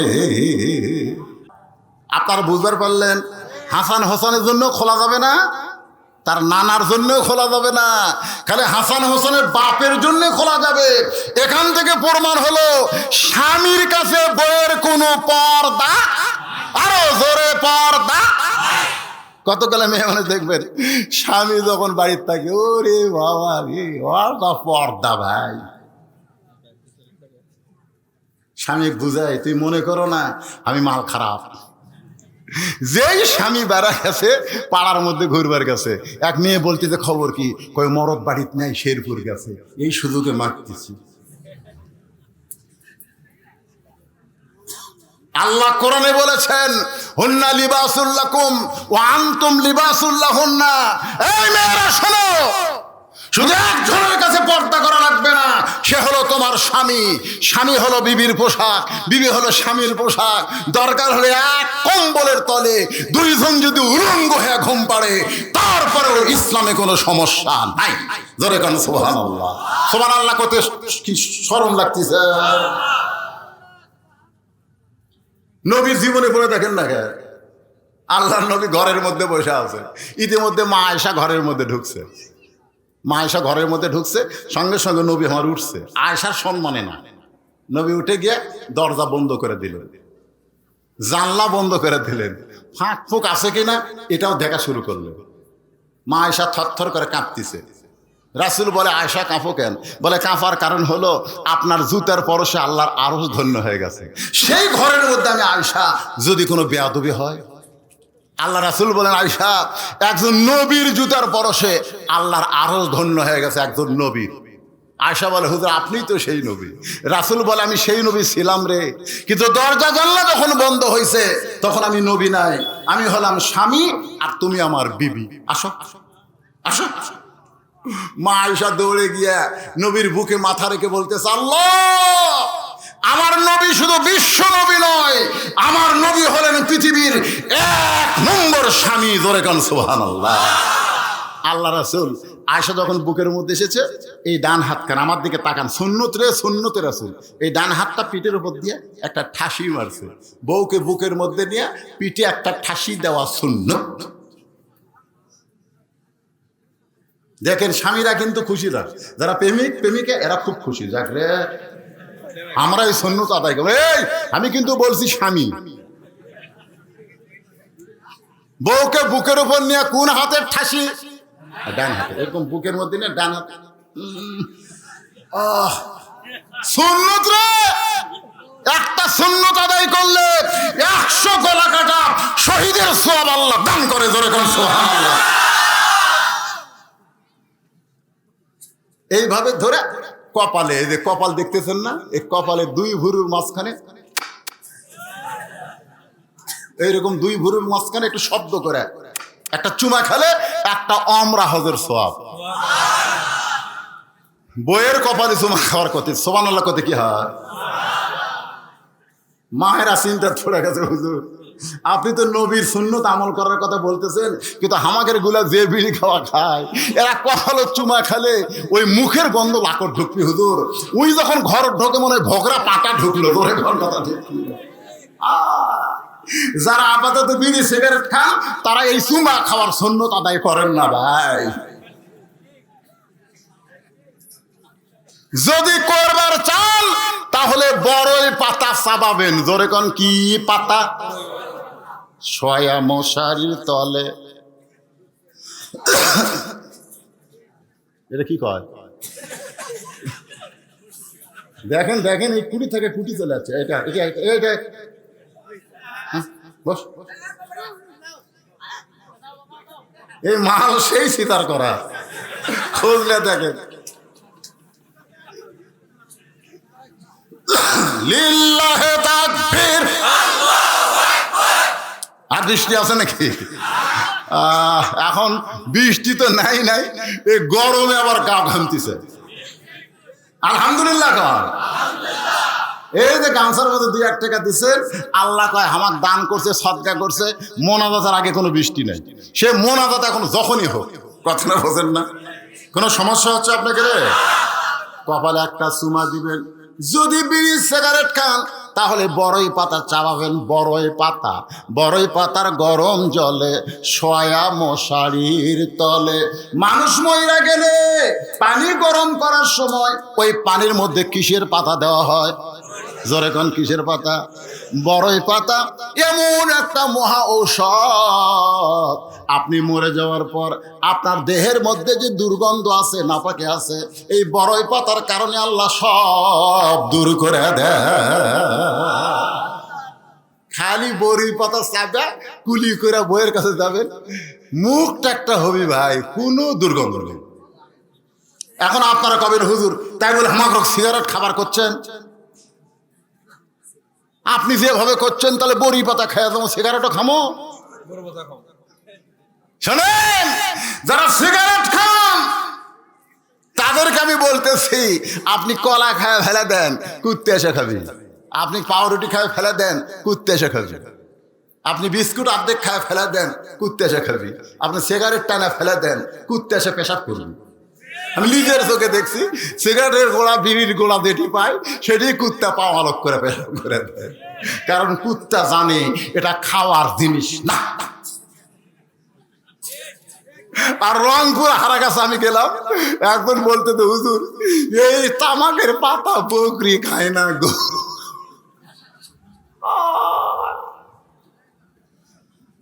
দেখাই লাগে না হুজুর, এ কেউ খায় না, সেটা আমরা খাই। লক্ষণ ভালো। আল্লাহর বান্দা মনে কষ্ট নিয়েন না। রাসূল পিছনে ডান হাত দিয়ে চাপা মারছে, এমন সময় আল্লাহ ডাক দেয়, বলে জিবরাইল যাও যাও আমার নবীর কাছে আল্লাহর কোরআন নিয়ে। ফেরেশতা জিবরাইল বলে আল্লাহ কতবার নবীর কাছে কোরআন নিয়ে গেলাম, আজকে এরকম করে বলার কারণ কি? আল্লাহ বলে জিবরাইল আমার নবী ঘরের মধ্যে যে আমল করতেছে আমি আল্লাহর আরো খুশি হয়ে গেছে। জিবরাইল বলে আল্লাহ কি আমল করতেছে? সব খবর তো লাগবে। এমন একটা আমল করতেছে যে আমি আল্লাহ পর্যন্ত দেখতেছি না, আমার দেখতেও শরম লাগতেছে। সুবহানাল্লাহ কন্যা কেন? তার মানে কি বোঝা গেল? আমরা স্বামী স্ত্রী যখন কাম করি তখন আল্লাহ দেখে না, ডান কান্দের দুই কান্দের ফেরেশতাও তখন থাকে না, আপাতত চলে যায়, তো তখন আমরা ঘুরে আসি। সুবহানাল্লাহ কন্যা কেন? এখন ফেরেশতা জিবরাইল কোরআনের আয়াত নিয়ে নবীর ঘরের পাশে এসে সালাম দেয়, আসসালামু আলাইকা ইয়া রাসূলুল্লাহ। নবী চমকে উঠছে। আয়েশা বলে হুজুর চমকে উঠলেন কেন? বলে ফেরেশতা জিবরাইল আইছে। আয়েশা বলতেছে আপনার ফেরেশতার কাম নেই, এই সময় আসা লাগে। সুবহানাল্লাহ খান না কেন? স্বামী যখন বউকে বুকের মধ্যে নিয়ে থাকে তখন সেটা জান্নাত হয়ে যায়। মা আয়েশা বলতেছে এই মুহূর্তে জিবরাইল আসার কারণ কি? আল্লাহ নবী বললেন আয়েশা জিবরাইল নিজের ইচ্ছায় কোনোদিন আসে না, যখন আসে তখন কার ইচ্ছায়? আল্লাহর ইচ্ছায়। ও জিবরাইল খবর কি? জিবরাইল বলে হুজুর ঘরে কি আমল করতেছেন আমি জানি না, তবে আল্লাহর আরশ খুশি হয়ে আল্লাহ তাআলা কোরআনের আয়াত নাজিল করেছেন, হুন্না লিবাসুল লাকুম ওয়া আনতুম লিবাসুল লাহুন্না। বাবা এমন একটা অবস্থায় আমি আছি, হাসান হোসেন যদি ঢুকতে চায় আমি দরজা খুলে দেবার পারবো না, তার নানা যদি ঢুকতে চায় আমি দরজা খুলতে পারবো না, কিন্তু হাসান হোসেনের বাপ যদি এখন এসে ডাক দেয় আমি সঙ্গে সঙ্গে দরজা খুলে দিব। নবী তখন এক টানে গায়ের চাদর খুললেন। এ মায়েরা যারা পর্দার অন্তরালে শোনেন, নবী এক টানে গায়ের চাদর খুলে জানলার কাছে গিয়ে বললেন ফাতেমা এই চাদরখানা নিয়ে পরে আমার জন্য একটু দরজা খুলে দে, তোর চেহারা না দেখলে আমার কলিজা বড় কষ্ট পায়। সঙ্গে সঙ্গে ফাতেমা ওই চাদর পরে দরজা খুলে দেয়। নবী তাকে দেখে ফাতেমার চোখের নিচে সুরমা। সুবহানাল্লাহ খান। নবী বলতেছেন ফাতেমা আমার আলীর জন্য এমন করে সেজেছিস মা, তোর চোখের নিচে সুরমা দেখে খুব ভালো লাগতেছে। ফাতেমা কান্দের বলে বাবা, ও বাবা আমার চোখের নিচে সুরমা দেয়নি বাবা, আজকে 3 দিন হলে না খাওয়ার কারণে আমার চোখের নিচে কালিমা পড়ে গেছে। সঙ্গে সঙ্গে নবী ফাতেমার হাত ধরে বললেন চ বাপের বাড়ি চ, বাপের চ, কেন তোর হাত দিবার পারে না, এই মরদের কাছে আমার মেয়ে থমো কেন? নবী তাই কইছে। আমরা হলে কি বলতাম? কথা কর না কেন রে ভাই, আমরা তো নবীর উম্মত। আল্লাহ নবী ফাতেমার হাত ধরে বললেন 33 বার সুবহানাল্লাহ, 33 বার আলহামদুলিল্লাহ, 34 বার আল্লাহু আকবার আমল কর। ক্ষণস্থায়ী দুনিয়ায় কষ্ট হবে, আখেরাতে আল্লাহ তোরে 8টা জান্নাতের দরজা খুলে দিবে। ফাতেমা রে যতই না খেয়ে থাকিস না কেন মা, আমার আলী রে যেন তুই কষ্ট দিস না। সুবহানাল্লাহ কর না খে। মেয়েকে বুঝাচ্ছে যতই না খেয়ে থাক, চোখের তলে কালিমা পড়ুক, আমার আলী রে যেন কষ্ট দিস না মা। ফাতেমা একসময় বিরক্ত হয়ে বলেছে, বাবা যতবার বলেন আমার আলীকে যেন কষ্ট দিস না, তাহলে আমি কি? আল্লাহ রাসূল বলে, ফাতেমা এত খেপিস কেন, তুইও আমার মেয়ে। কিন্তু আমার আলী জামাই কোনোদিন রাসূল কয়নি, আমার আলী, আমি তোর সাথে বিয়ে দেইনি মা। দুনিয়ার বহু ধনী ধনী যুবকেরা তোকে বিয়ে করবার চাইছিল মা, কিন্তু আল্লাহ যে আলীর মধ্যে কি পালো, আল্লাহ নিজে ঘটকালি করে ওই আলীর সঙ্গে তোর বিয়ে হলো। সুবহানাল্লাহ না কেন? ফাতেমা বললেন, বাবা না খায়া থাকবো, মাসের পর মাসে যদি থাকতে হয়, তারপরও আপনার জামাইকে হাসান হোসেনের বাপে আমি কোনোদিন কষ্ট দিব না। সুবহানাল্লাহ না কেন? একদিন গভীর রাত্রে হযরত আলী ঘুম থেকে চেতন পায়ে দেখে হাসান হোসেন ঘুম পাড়তেছে, কিন্তু ওর মাও নাই। আলী কই কেরি, এই গভীর রাত্রে আমার বউ আমার থুইয়া সোল বল থুইয়া কুটি গেল, মনের দুঃখে কি ভার হয়ে গেল নাকি? হযরত আলী তাকায় দেখে দরজা দিয়া মরুভূমির ভিতরে কালো চাদর মাথায় দিয়া মা ফাতেমা খুব জোরে জোরে হাঁটতেছে। আলী পিছনে পিছনে পিছনে পিছনে রওনা দিয়েছে। দেখি ফাতেমা কোথায় যায়? আল্লাহর নবী যেই ঘরে ঘুম পাড়তেছে ওই ঘরের জানলায় ফাতেমা। বাবা যদি আমার মা জীবিত থাকতো এই কষ্টের কথা আমি মাকে বলতাম, কিন্তু আমার মা খাদিজা দুনিয়া থেকে চলে গেছে বাবা। এই জন্যে গভীর রাত্রে আপনার জানলায় মেহেরবানি করে একটু দরজা খুলে দেন। সঙ্গে সঙ্গে নবী দরজা খুলে দেয়। ফাতেমা ঘরের মধ্যে ঢোকার সাথে সাথে আলী জানলার কাছে কান লাগায়া দিছে। দেখি কি বলে আমার বিরুদ্ধে। হয়তো আমি ঠিক মতো সংসার করতে পারি না, এই কারণে বাপের কাছে বলতে আইছে। হযরত আলী কান লাগায় শুনতেছে। আল্লাহ নবী বলতেছেন, ফাতেমা তুই একা একা কেন ঘরে ঢুকলি মা? আমার আলীকেও ঘরের মধ্যে নিয়ে আয়। আলী জানলার কাছে চুম করছে, কি রে আমি জানলার কাছে, এটা নবী কেমনে জানলো রে? সুবহানাল্লাহ কর না কেন? ফাতেমা বলতেছেন, বাবা আপনার জামাইকে আনিনি বাবা, আমি একা একা আইছি। রাসূল চুম করে বলতেছে, এই গভীর রাত্রে একা একা কেন আইছিস? একা একা কেন আইছিস? বলে আমার স্বামী ঘুম পাড়তেছে, সন্তান ঘুম পাড়তেছে। ঘুমের মানুষকে জাগানো আমার কষ্ট মনে হলো, আমার বেয়াদবি মনে হলো, তাই আমার স্বামী ছাড়া গভীর রাত্রে আমি আপনার কাছে আইছি বাবা, আপনি একটু দেখেন বাবা, আপনি একটু দেখেন। রাসূল বলে, দেখা লাগবে না, তুই বল। ফাতেমা বললেন, বাবা একটু বাতি জ্বলান, একটু দেখেন বাবা। আজকে বলবো না, কারণ বললে কোনো কাম হয় না, আজকে দেখাবার চাই।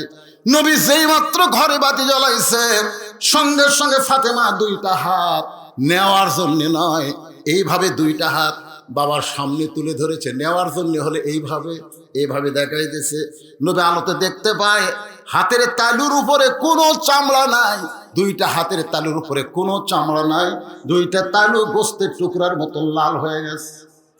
বাবা আমার স্বামী দেখলে কষ্ট পাবে, হাসান হোসেন দেখলে কষ্ট পাবে বাবা, যদি পারেন আমাকে একটু সাহায্য করেন। আমি 2-3 দিন পর হাতটা যখন ভালো হবে তখন আবার জাঁতা ঘুরাইবো। এখন আর জাঁতা ঘুরাবার পারতেছি না বাবা। এ হাত দিয়ে জাঁতা ঘুরাইলে জাঁতার বাটলগুলো রক্ত দিয়ে মাখা যায়, গমের আটাগুলো রক্ত দিয়ে ভিজে যায়। নবী আমার ঘরের কোনায় গিয়ে বলতেছে, মাবুদ যদি তোমার সন্তান থাকতো, তুমি হইলাম ইয়ালিদ ওয়ালাম ইউলাদ, তোমার বাপ নাই মাও নাই, তোমার সন্তান নাই, কিন্তু আমি নবী হলে কি হবে? আমার যে তুমি সন্তান দিয়েছো। আজকে ফাতেমার দুইটা হাত দেখে আমার এত কষ্ট হয়। দুনিয়ার ধনী ধনী বাদ দিয়া ওই গরিব আলীর সঙ্গে তুমি তার ঘটকালি করলে। সঙ্গে সঙ্গে ফাতেমা মাথায় ঘোমটা দিয়া ঘর থেকে বাহিরে যায়। রাসূল চমকে বলে, ফাতেমা আমি তো তোর বিরুদ্ধে বলি নাই, তুই কেন ঘর থেকে বাইরে যাস? ফাতেমা বলে, বাবা আমার সামনে আপনি আল্লাহর কাছে আমার স্বামীর বিরুদ্ধে বলবেন, আর আমি দাঁড়িয়ে দাঁড়িয়ে শুনবো, এমন বিবি আমি না। বলে কেন সুবহানাল্লাহ? আমার সামনে আমার স্বামীর বিরুদ্ধে আপনি আল্লাহকে বলবেন, আর আমি খাড়া হয়ে থেকে শুনবো। দরকার হলে এই চামড়া ওটা হাত দিয়া ঘাওয়ালা হাত দিয়ে আমি জাতা ঘুরাবো, আপনার কাছে আমার কিছু দরকার নাই। রাসূল বলে, ফাতেমা এত বড় কথা? বলে, এত বড় কথা আপনি কইছেন? ও ফাতেমা, আল্লাহ ছাড়া কাউকে যদি সেজদা করার হুকুম থাকতো তাহলে তোরে বলতাম আলীর পায়ে সেজদা কর। আলীর পায়ে সেজদা কর, এ কথার দ্বারা আপনি কি বুঝাইছেন? আল্লাহ ছাড়া কাউকে সেজদা করা যাবে না, কিন্তু মেয়ে মানুষের কাছে সবচাইতে দামি আল্লাহর পরেই হলো তার স্বামী। জোরে কোন কথা ঠিক কিনা? কথা কন না কেন? আল্লাহ রাসূল বলেছে, ফাতেমা তুমি যখন ফরজ নামাজ পড়বা তখন যদি আলী তোমাকে ডাক দেয় তুমি ডাকের উত্তর দিবা না, কারণ কার নামাজ পড়তেছে। আর নফল নামাজ যদি আদায় করে নিয়োগ দেন দিচ্ছে আল্লাহু আকবার, এমন সময় আলী বলতেছে ফাতেমা, তখন নামাজ বাদ দিয়ে বলবে কি বলো? স্বামীর হুকুম ছাড়া নফল নামাজ, নফল রোজা এগুলো একটাও মেয়ে মানুষের জন্য করা যাবে না। মাঘ মাসের শীতে রাত্রে রাত্রে কষ্ট হয় না ভাই? ইশারাত বুঝতেছে। তো স্বামী একটু দুপুরবেলা গোসল করার আগ দিয়ে বলতেছে আসো একটু খেলা করি। এখন খেলা, বউ কয় তোর মাজা নাই, দুইজন ধরে তো খাড়া করে দেয়, তুই কি খেলবি? যেই বলছে স্বামী আসো, ইশারা, এই যুবকেরা তোমরা শোনো না, তোমরা বুঝবা না, যারা আমরা বিয়ে করছি তারা বুঝতেছি, আসো গোসলে রাখবে একটু ময়না পাখি। তখন ময়না পাখি বলতেছে আমি রোজা আছি। যেই বলছে আমি রোজা আছি, স্বামীর খালি আগুন ফট করে লিবে গেল। জোরে কোন কথা ঠিক কিনা? আল্লাহ রাসূল বলতেছেন স্বামী যখন ডাকবে, ওরা যদি নফল রোজা হয় ইফতার করে স্বামীর কাছে আয়, তোর নফল রোজার দরকার নাই, স্বামীর কাছে আসা দরকার। জোরে কোন সুবহানাল্লাহ। আপনাকে জন্য বলতেছি না, ওই মালিকের জন্য একটু বলতেছি। এরা যা হসে ভাই, কি সুন্দর করে ডাকতেছি, রোকেয়া, কথা কয় না। বেগম রোকেয়া, কথা কয় না। লক্ষ্মীটি রোকেয়া, কি এত ডাকেন কেন? আমার কাম নেই? স্বামী ডাকতেছে, ওর নাকি কাম আছে, চা পাত খালি লাগতেন দরকার। জোরে কোন কথা ঠিক কি না? আমার মায়েরা একটু মনোযোগ দিয়ে শোনেন, আপনাদের ওয়াজ শেষ করে আমি আবার নামাজের উপরে চলে আসবো। বিসসবরি ওয়াসসালা, ইন্নাল্লাহ পড়েন, ইন্নাল্লাহ মাআস সাবিরিন। ফিলিস্তিনের মুসলমান যে যুদ্ধ করতেছে, যেই ঘরের জন্য জীবন দিচ্ছে, ওই ঘরের মধ্যে কি হয়? আরো জোরে, এক রাকাত নামাজ পড়লে, এক রাকাত নামাজ পড়লে 50,000 রাকাত নামাজ পড়ার সওয়াব পাওয়া যায়। জোরে কোন সুবহানাল্লাহ। এত দামি ঘর মুসলমানের কাছে জীবন আগে না আল্লাহর ঘর আগে? খালি ফিলিস্তিনি মুসলমান না, আমাদের কাছে বাইতুল মুকাদ্দাসের গুরুত্ব আছে না নাই? কতক্ষণ আছে নাই? দরকার হলে ইমাম মেহেদী আলাইহিস সালামকে আল্লাহ যখন পাঠাবে, ওই বাইতুল মুকাদ্দাস দিয়ে ঈসা আলাইহিস সালাম দুনিয়াতে আসবে। আল্লাহ যদি আমাদের হায়াত হয়, আমরা গোটা দুনিয়ার মহব্বত বাদ দিয়া ওই বাইতুল মুকাদ্দাসকে হেফাজত করার জন্য, দুনিয়ার ইহুদিকে খতম করার জন্য কারা কারা রাজি আছেন? দুই হাত তুলে আমার আল্লাহকে দেখান। লিল্লাহি তাকবীর। হাত নামাও বাবা। আমরা যদি হায়াত নাও পাই, হায়াত আমাকে নাই, কিন্তু হাত তুললাম। বুখারী শরীফের হাদিস। কোন শরীফের হাদিসটা বলবো?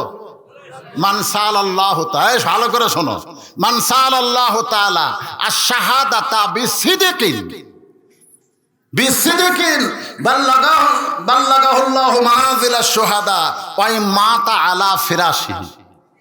যদি কেউ নিয়ত করে যে বাইতুল মুকাদ্দাস হেফাজতের জন্য আল্লাহ রাস্তায় আমি শহীদ হব, এই নিয়ত যদি কেউ করে, ওই মাতা আলা ফিরাশিহি, যদি সে নিজের বিছানায়ও মৃত্যুবরণ করে, বাল্লাগাহুল্লাহু মানাজিলাশ শুহাদা, আল্লাহ তাআলা হাসরের ময়দানে তাকে শহীদদের কাতারে দাঁড় করায়া দিবে। তাহলে আমাদের নিয়ত করার দরকার আছে না নাই? আপনারা বলেন তো, এই নিয়ত কি বেনামাজিরা করলে, যারা নামাজ পড়ে না, এরা যদি করে, এরা কি অন্তর থেকে করতে চায়? এরা এই 564টা মসজিদ, মডেল মসজিদ বারে। আমি শেরপুর মসজিদ একদিন আসরে নামাজ পড়বার ঢুকে দেখি মুসল্লি নেই। কি নাই? হায় হায়, 20 কোটি টাকা খরচ করে মসজিদ বানালো, মুসল্লি নেই। এ কথা বল না কেন? খালি মসজিদ বানানোর জন্য না নামাজের জন্য? যিনি মসজিদ বানাইছেন তার উপরে আল্লাহর একটা আইন আছে। কি আইন? আল্লাযীনা ইম্মাক্কান্নাহুম ফিল আরদ। মুসলমানের মধ্যে কাউকে যখন প্রধানমন্ত্রী বানানো হবে, এটা কি আমার কথা না আল্লাহর কথা? আল্লাহ যখন কাউকে ক্ষমতা দিবে তখন তার 1 নম্বর দায়িত্ব হলো পর্দা সেতু নির্মাণ করা। 1 নম্বর দায়িত্ব কি? পর্দা সেতু। বাল্য বিয়ে বন্ধ করা, মাদক মুক্ত সমাজ করা, এগুলো সবই তার দায়িত্ব আছে। মেট্রো রেল যেগুলো করতেছে সবই দায়িত্ব আছে। আমাদের বগুড়া, আপনি আজ থেকে 30 বছর আগে যারা মরে গেছে, এরকম যদি আল্লাহ একদিনের জন্য আবার হায়াত দেয় আর বগুড়া থাকলে যদি ঘোরে, এরা কবি কে রে, এটা কি লন্ডন নাকি? দেখছেন বগুড়া রেলগেটের রোডে দেখবেন এমন ভাবে অনেক দূর থেকে ব্রিজ বানাচ্ছে ভাই।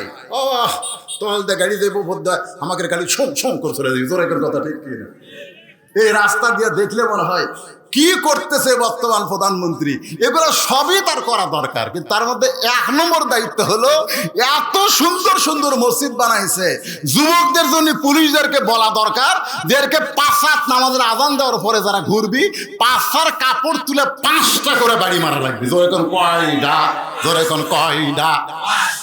5টা বাড়ির কথা শুনলে এরা ওযু ছাড়া নামাজ ধরবি। জোরে কোন কথা ঠিক কিনা ভাই? ওরে ভাই রে, পিটন খাওয়া যাবি না ভাই। চল যাই, ঠান্ডার দিন নামাজ না পড়লে পিটন রে, ওযু না করলে পিটন তাই। আচ্ছা আপনারা বলেন তো, ওযু ছাড়া যাই মসজিদে ঢুকে নামাজের নিয়ত করবি, এর খবর কি? এর খবরও ভালো। 1 দিন 2 দিন ওযু ছাড়া নামাজ পড়তে পারে, কিন্তু 3য় দিন আর ওযু ছাড়া যাবে না। যাওয়াই যখন লাগবে, এই নামাজ দুনিয়ার জন্য না, এই নামাজ হচ্ছে আসসালাতু মিফতাহুল জান্নাহ, এই নামাজ হচ্ছে বেহেশতের চাবি। পড়াই যখন লাগবে, পিটনের ভয় হোক আর আল্লাহর ভয় হোক, ওযু করেই পড়বো। জোরে কোন কথা ঠিক কিনা? আমাদের দায়িত্ব হলো যেভাবে হোক মসজিদের মধ্যে ঢুকানো। আল্লাহর দায়িত্ব কি? আমি একটা সাধারণ দিস, আপনারা কি বিরক্ত হচ্ছেন? মন খারাপ করতেছেন? পোলা হয়ে গেলে আদায় শেষ। পোলা হয়ে গেলে আমাকে একটু সিগন্যাল দিবেন, হুজুর পোলা হয়ে ঠান্ডা হয়ে যাচ্ছে। কয়টা বাজলো রে? না টাইম দেখি না, আমার কাছে একটা হুলকুম আছে, এই জায়গাতে একটা আছে, যখন 12টার দিকে যাবি না তখন এরা টিস করে বাজে। কারণ আমার 10টার থেকে 12টা টাইম দিয়েছিল, এই বিরিয়ানি পানি হওয়ার কারণে 10 মিনিট আগেই লিয়াচ্ছে। তাহলে বোঝা গেল আমার ওয়াজ কিন্তু হয়ে গেছে। তারপরে ওয়াজের কিছু হয়নি, আমি আপনাকে শুনাচ্ছি। বিরক্ত হচ্ছেন? প্রতিদিন কয় চ নামাজ পড়ে যাই। উনি এখন রাগ করে কয় তুই নামাজ পড়েও যা, আমি না পড়েও তাই। তুই কি নামাজ পড়াতে ভালো হতো? চ পানির দোকানে চল, আমার 1 টাকাও বাকি নাই, আর তুই নামাজ পড়ে 200 টাকা বাকি খাচ্ছি রে। চিন্তা করে, এক তো আমি যতবার নামাজের কথা কই খালি গরমই হয়। একদিন আসরের নামাজ হবে 4টায়, ওই 3:30টায় হাত ধরে বলতেছে ভাই চ যাই। তখন বলতেছে কোথায়? কই নামাজ লয় রে। না মারুক ওই সিজার করা, অসুবিধা নেই।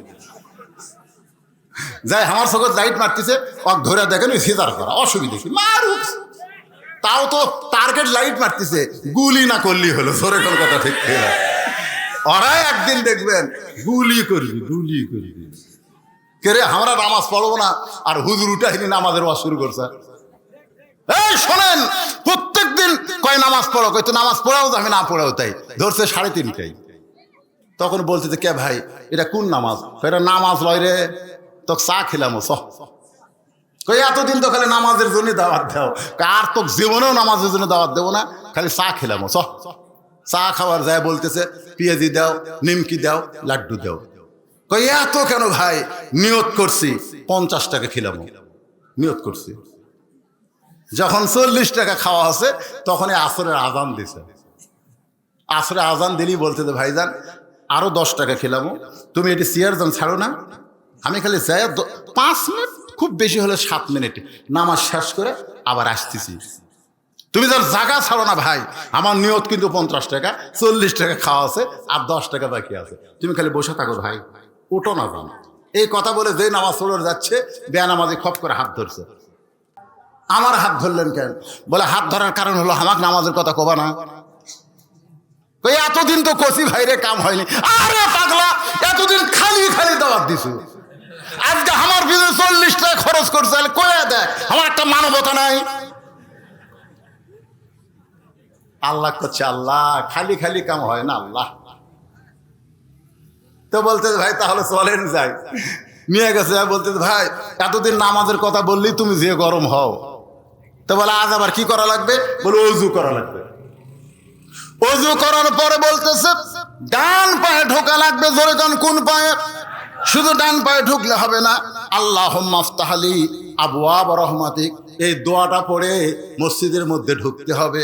মসজিদের মধ্যে যেই মাত্র ঢুকছে ও তখন সামনে কাতারে গিয়ে আল্লাহ বলতেছে, আল্লাহ আমার দায়িত্ব হলো তোমার বেনামাজি বান্দাকে তোমার ঘরের মধ্যে ঢুকিয়ে দেওয়া, আর তোমার দায়িত্ব হলো তোমার বান্দাকে হেদায়েত দেওয়া। আমাদের দায়িত্ব কি? কথা কয় না। আমাকে দায়িত্ব কি হেদায়েত দেওয়া? আমাকে দায়িত্ব হলো ঢুকাইয়া দেওয়া। ধরে কোন কি করে দেওয়া? সেটা যে ভাবি হোক, হাত ধরে হোক, পাও ধরে হোক, কান ধরে হোক, লাঠি দিয়ে হোক, আর টাকা খরচ করে হোক, যে ভাবি হোক ঢুকান লাগবে। ধরে কোন কি করার লাগবে? আর ঢুকাই আল্লাহ কোয়া লাগবে গোপনে। আল্লাহ আল্লাহ একটা নম্বরে ঠিক মতো চাপ চুপ দিয়া, আল্লাহ আমার দায়িত্ব শেষ, আমি যে ভাবি হোক ঢুকেছি, তোমার দায়িত্ব ঢুকেন।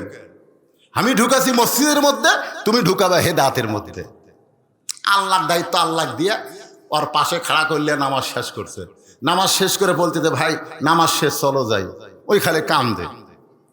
নামাজি কয় কান্দিস করে? কই নামাজের মধ্যে এত শান্তি ভাই, এটা ভিতরে না ঢুকলে বোঝার উপায় নাই। সুবহানাল্লাহ। আজকে আমি বুঝেছি ভাই, জীবন যাবে এক ওয়াক্ত নামাজ কোনোদিন বাদ দেব না। আল্লাহ কয় নামাজ জান্নাতের জন্য না, নামাজ হলো আমার জন্য। ইন্না সালাতি ওয়া নুসুখি ওয়া মাহইয়ায়া ওয়া মামাতি লিল্লাহি রাব্বিল আলামিন।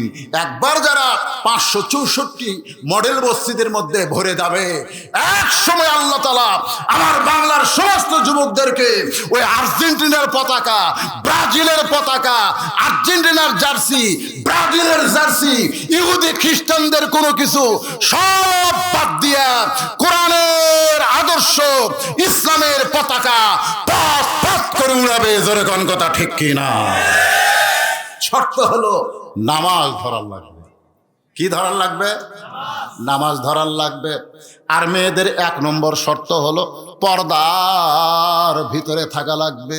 ফাতেমা বলতেছেন, বাবা আমার সামনে আমার স্বামীর বিরুদ্ধে কথা বলতেছেন, আপনি মনে করছেন আমি এ ওয়াজ আমি শুনবো?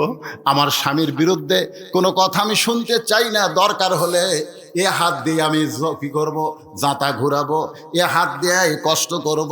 সঙ্গে সঙ্গে রাসূল বলে, ফাতেমা তুই কে রে? আমি নবী হইয়াও তোরে চিনতে পারলাম না। হযরত আলী জানলার পাশে খালি কাঁদতেছে, জানলার পাশে কান্দে বলে, মাবুদ আমার ঘরে খাট দেওনি, পালং দেওনি, আমার ঘরে টাকা পয়সা দেওনি গো আল্লাহ, কিন্তু এমন একটা জান্নাতি বউ দিছো যে বউটা পাওয়ার কারণে আমার ভাঙ্গা ঘর দুনিয়ার জান্নাত হয়ে গেছে। ওই জান্নাতি বইয়ের পেট থেকে, ওই জান্নাতি বইয়ের পেট থেকে এমন 2টা রত্ন দিয়েছো। রাসূল বলেছেন সাইদুস শাবাবে আহলিল জান্নাহ হাসান ও হুসাইন রাদিয়াল্লাহু তাআলা আনহুমা। ওমর ফারুক বলতেছে, ইয়া রাসূলুল্লাহ, হুজুর আসরের প্রথম রাকাতে 3 বার সুবহানাল্লাহ আলা বললেন, 3 বার সুবহান রাব্বিয়াল আলা বললেন, কিন্তু দ্বিতীয় রাকাতে 100 বার সুবহান রাব্বিয়াল আলা বলি, তাও যে আপনি সেজদা তোলেন না। হুজুর গো কারণ কি? রাসূল বললেন, প্রথম রাকাতে আমি আল্লাহর হুকুমে 3 বার সুবহান রাব্বিয়াল আলা বলেছি, কিন্তু দ্বিতীয় রাকাতে আমি যখন সেজদায় গেছি এমন সময় 2টা পবিত্র এমন সময় দুইটা পবিত্র আমার পিঠের উপরে চড়েছে, দুইটা পবিত্র বসে আছে। আমি নামাজ পড়া অবস্থায় ওদেরকে হাত দিয়ে নামাবার চাই। নামাজের মালিক আল্লাহ বলে, ওগো নবী, আমার জন্য আপনি হাসান হোসেনকে পিঠ থেকে নামাবেন না। ওরা দুই ভাই যতক্ষণ পিঠের উপরে বসে থাকবে আমি আল্লাহর বড় ভালো লাগতেছে। ওমর ফারুক বলে, নবী গো, তাহলে হাসান হোসেনকে? রাসূল বললেন, সাইদুস শাবাবে আহলিল জান্নাহ হাসান হোসাইন রাদিয়াল্লাহু তাআলা আনহুমা। আলী বলতেছে, মাবুদ, জান্নাতে একটা বউ পাইছি, আর বউয়ের পেট থেকে যে সন্তানগুলো পাইছি এরা দুনিয়াতে আসার সাথে সাথে পবিত্র হয়ে গেল। আমার মা বোনদের জন্য বলতেছি, মা, আপনাদের পেট থেকেই নবী হয়েছে, আপনাদের পেট থেকে আল্লাহর ওলি হয়েছে, আপনাদের পেট থেকে হাজার হাজার আলেম, আপনাদের পেট থেকে লক্ষ কোটি হাফেজ তৈরি হচ্ছে। এগুলো কিন্তু মায়ের পেট থেকেই দুনিয়া আইছে। ধরে কোন কথা ঠিক কি না? ওই পেটটার বড় দাম। আজকে পৃথিবীতে যত নায়িকা আছে, নায়িকা, ধরে কোন কি? এই শালা নায়িকারা পেট বের করে, ধরে কোন কি বের করে? লাভই না দেখালে নাকি ছেলেকে টস চটায় না। এই নাভি বের করে দেখার লাগে। ব্যবসা পরিমুনি এরকম আরো ব্যবসা কথা কোন আছে না? না, জোরে কোন আছে না? এই পেটের দাম নেই। আপনি দেশি মুরগির কাছে খাড়া হন, মুরগি মারবে তুমি।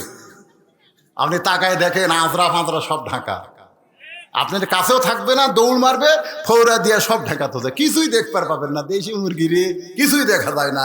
আর ব্রয়লার মুরগি আপনি কাছে যান, লড়বি না, খালি ওটি ঘুরবি, ওটি ঘুরবি। আপনি তাকায় দেখেন আজরা ফাঁজরা লাল বাড়ি করে থসে। জোরে কোন কথা ঠিক কিনা? এই বেপর্দা নারী যারা ব্রয়লার মুরগি, তারা জোরে কোন কি মুরগি? আমি যেই বলবো বেপর্দা নারী যারা, আপনারা বলবেন ব্রয়লার মুরগি তারা, বলতে পারবেন না। হয়ে যান বেপর্দা নারী যারা আর পর্দা নিশি নারী যারা, বিশ্ব সুন্দরী তারা। শিলা কলা আর শোষাওয়ালা কলা, এই দুই কলার মধ্যে সুন্দর কোনটা? আপনি কি কলা চোষা সহ খান না সিলা খান? আমার কলা আমি ছিলব। কথা কি? আমার কলা, আমার কলা আমি ছিলব। জোরে কোন কথা? তুই ছিলে দেশ কেরে? একই গাছের কলা, এক গামলা চোষাওয়ালা, এক গামলা ছিলা। খরিদ্দার যায় বলতে দে, ভাই কত করে হালি, কত করে কেজি? কলালা বলতে দে, ভাই একই গাছের, একই গাছের। এইটা ছিলা। তুমি কি কলা শিলা খাও না? শিলাই খাই। আমি আগে থেকে শিলা থুসি, লিবিয়ার খাবি, কোনো কষ্ট নাই। আমি খাওয়ার আগেও খাসে রে। আল্লাহর শপথ, কেউ খায় পাগলা। তুই শপথ কাটা লাভ আছে? তুই দুই চকত কেউ পড়েনি, কিন্তু যা অনুবীক্ষণ যন্ত্র নিয়ে যা। অনুবীক্ষণ যন্ত্র কেবল কলার উপর ধরছে, ব্যাকটেরিয়া খালি কিলবিল কিলবিল করতেছে। কেন ভাই এলা কি খাচ্ছে? এলা ধুলে মাছি পোকা পোকা। বেপর্দা নারী যারা স্বামী খাওয়ার আগে এইরকম পোকা তাদেরকে খাইয়ে ফেলে দিছে। অনেকের স্বপ্ন দোষ হয় বিয়া না করে ওই বেপর্দা নারীর কারণে। জোরে কর কথা কন না কেন? কথা কন না কেন? আজকে মেয়েরা পর্দায় থাকলে আমাদের সোনার যুবকেরা অশ্লীল ভিডিও দেখবে না। মেয়েরা পর্দায় থাকলে আমার যুবকেরা স্বপ্ন দোষ হবে না। আজকে অধিকাংশ যুবক বিয়া করার পরে হামাক কয়, হুজুর কোরআনত কোনো তাবিজ আছে বউ আটকানার? হ্যাঁ, বউ আটকানার তাবিজ তোর কাপড়ের তলে আছে রে, কাপড়ের মধ্যে। ওটাতে হচ্ছে না হুজুর, তো উঠা দিয়ে হয় না কেন পাগলারা? খালি ঠিক ঠিক কর না, 100% ঠিক। জোরে কর কথা ঠিক কিনা? যুবকদের আমি বলবো 5 ওয়াক্ত নামাজ ধরো, মেয়েরা পর্দার মধ্যে ঢুকে যাও। আজকের ওয়াজ সাকসেসফুল হবে। আমার মেয়েদের বাবা, আমিও মেয়েদের বাবা, দীর্ঘ সময় অসুস্থ শরীর নিয়ে এই পরিবেশে বৃষ্টি আসার পরেও বৃষ্টি আল্লাহ বন্ধ করে দিল। আমরা আলোচনা শুনলাম। আল্লাহ আমাদের সবাইকে কবুল করুক। সকলে বলে আল্লাহুম্মা আমিন। সবাই ইস্তেগফার পড়ে, আস্তাগফিরুল্লাহ রব্বি মিন কুল্লি জামবি ওয়া তুবু ইলাইহি লা হাওলা ওয়ালা কুওয়াতা ইল্লা বিল্লাহিল আলিয়্যিল আযীম। আমি তো চিন্তা করতেছি এরা যে তাবারক পাক করছে, এই তাবারক যখন আপনাকে দিবে, ঢুকবি কোন দিক দিয়ে, কোন দিক দিয়ে দিবি? সব লাইনে বসে ইনশাআল্লাহ। লাইনে বসে ভাইজান, মোনাজাতের পরে আমার লেখা একটা গুরুত্বপূর্ণ বই আছে, সুন্নাতের বাগান। এই বইটা আমি মাদ্রাসা আমার এতিমখানার জন্য সৌজন্যে ছাপাইছি। মাত্র 50 টাকা হাদিয়া। কেউ যদি 50 টাকা না পারেন 30 টাকা দিলেও চলবে। 30 টাকা দিলে একটু লাভ কম হবে, 50 টাকা দিলে মাদ্রাসার জন্য আপনাকে দানও হবে, বইও একটা পাবেন। ধরো টেজের উপরে সামান্য কয়টা বই আছে, আমি দোয়া করতেছি ইস্তেগফার পড়ে, আস্তাগফিরুল্লাহ। সবাই পড়েন না কেন? আস্তাগফিরুল্লাহ রব্বি মিন কুল্লি জামবে ওয়া তুবু ইলাইহি লা হাওলা ওয়ালা কুওয়াতা ইল্লা বিল্লাহিল আলিয়্যিল আযীম আল্লাহুম্মা আমিন। এই যারা দাঁড়িয়ে আছেন আপনারা সবাই বসেন। মোনাজাতে বসাটা হলো আদবি, সবাই বসেন। আয় আল্লাহ তাআলা, মাগরিবের নামাজের পর থেকে রাত 12টা পার হয়ে গেছে। এই দীর্ঘ সময় পর্যন্ত আজকের জান্নাতের বাগানে বসে বসে যারা আলোচনা শুনলো, আল্লাহ আখিরে মোনাজাতে যারা শামিল হলো, মেহেরবানি করে আজকের মাহফিল আমাদের সকলের হেদায়েতের জন্যে, নাজাতের জন্যে, জান্নাতের জন্যে কবুল করো। এই মাহফিলের শুরু থেকে শেষ পর্যন্ত যত আলোচনা হয়েছে আল্লাহ, এর মধ্যে যদি ত্রুটি হয়, ভুল হয়, মাফ করে দিও। এর যা হাদিয়া মঞ্জুর করো। সোনার মদিনায় নবী পাকের রওজা মুবারক আল্লাহ তুমি কবুল করে নিও। तमाम अंबिया किराम, আসহাবে কেরাম, তাবিনে কেরাম, তাবিনে কেরাম, तमाम পৃথিবীর মাটির নিচে যত মুমিন মুমিনা আছে আল্লাহ সকলের ওয়াফরে হাদিয়া কবুল করো। আল্লাহ আমরা যারা হাত তুলেছি, আমাদের মধ্যে যাদের জনম দুঃখ নেই, মা কবরে চলে গেছে, ছোট্ট একটা শব্দ হলো মা। এই নামের মধ্যে কি মধু, যাদের মা নাই তারাই বুঝতেছে। এই দরদের মা যাদের কবরে গেছে আল্লাহ মেহেরবানি করে মায়ের কবর জান্নাতের টুকরা কবুল করো। বাবার বাড়ি ঘর সবই আছে, আমি সহ আমরা যারা বাবা হারা এতিম হয়ে গেছি আল্লাহ মেহেরবানি করে বাবার কবরকে জান্নাতের টুকরা বানিয়ে দাও। মাবুদ, শুধুমাত্র মেয়েদের বাবারা, আমি গতবার শুনেছিলাম 150, এবার 170 জন সদস্য আল্লাহ মেয়েদের বাবারা মিলে গোটা বাংলাদেশের মধ্যে এইরকম মাহফিল আমার 37 বছর ওয়াজের জীবনে দেখি নাই। আল্লাহ গতবার আইছিলাম দিনে, এবার রাত্রে ওয়াজ করে গেলাম। তোমার রাসূল বলেছে মেয়ের বাবা জান্নাতি, একটা মেয়ের বাপ একটা জান্নাতের মালিক, 2টা মেয়ের বাপ 2টা জান্নাতের মালিক, আর 3টা মেয়ের বাপ আমি নবীর সঙ্গে জান্নাতি। এই জান্নাতের বাবার আমি আজকে এই জান্নাতের বাগান লাগাইছে টাকা পয়সা খরচ করে। আল্লাহ তাদের সকলকেই জান্নাতি হিসাবে কবুল করে নাও। নতুন নতুন যারা মেয়ের বাবা হচ্ছেন আপনারা এই মাহফিলের সদস্য হবেন। একটা বাংলাদেশের মধ্যে একটা নজির স্থাপন করবে এই মাহফিল ইনশাল্লাহ। আল্লাহ আজকে সভাপতি সাহেব 25,000 টাকা দান করেছে, আর একজন নজরুল ফকির সাহেব উনি 10,000 টাকা দান করেছে। এছাড়াও কেউ 1000, 500, সদস্যরা কে কত দান করছে আমি জানি না। আল্লাহ গামছার মধ্যে ব্যাগের মধ্যে যারা 10-20 টাকা দান করেছে, আমার মা বোনেরাও দান করেছে, আল্লাহ সবার দানকে জান্নাতের বিনিময় হিসাবে কবুল করে না। আল্লাহ গোটা বিশ্বের মুসলমানের ভিতরে ফিলিস্তিনের মুসলমান আল্লাহ আল্লাহ ইসরায়েলের ইহুদির দ্বারা আজকে তারা নির্মমভাবে তাদেরকে হত্যা করা হচ্ছে। আল্লাহ তাদের এই হত্যাটা শহীদ হিসাবে কবুল করে নাও। আল্লাহ আল্লাহ রক্তের মাধ্যমে মুসলমানের ইমানের জজবা বাড়ায়া দাও। বাইতুল মুকাদ্দাস আল্লাহ মুসলমানদের ফিরিয়ে দাও। ইহুদিবাদকে ধ্বংস করে দাও। এই পৃথিবীতে ইহুদির কোনো দরকার নেই, এরা সমস্ত নবী রাসূলের বিরুদ্ধে শত্রুতা করেছে। আল্লাহ আল্লাহ আমার বাংলাদেশের প্রতি রহম করো।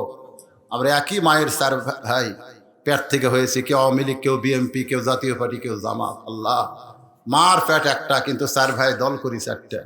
আজকে আমাদের সমাজের মধ্যে এমন অবস্থা, রাজনীতির জায়গায় থাকবে, কিন্তু আমরা মিলেমিশে মহব্বতে সবাই যেন বসবাস করতে পারি। আল্লাহ সে তৌফিক দান করে দাও। মসজিদে আজান দিলে আওয়ামী লীগ বিএনপি জামাত জাতীয় পার্টি যেমন কাতার সোজা করে, সমাজের মধ্যেও তারা যেন বিশৃঙ্খলা তৈরি না করে আল্লাহ মিলেমিশে মহব্বতে বসবাস করতে পারে। আল্লাহ এই সালফা এলাকায় সহ গোটা বাংলাদেশে এ তৌফিক তুমি দান করো।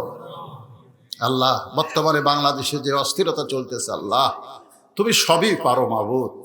আল্লাহ তুমি অস্থিরতাকে দূর করে দাও। আল্লাহ আমাদের দেশের প্রতি রহমত বরকতের দরজা খুলে দাও। দ্রব্য মূল্যের ঊর্ধ্বগতি থেকে আমাদের দেশকে তুমি হেফাজত করো আল্লাহ। বেশ করে গরিব মধ্যবিত্তরা বর্তমানে খুবই কষ্টে আছে আল্লাহ, তুমি রহমত বরকতে দিয়ে সব কষ্ট দূর করে দাও।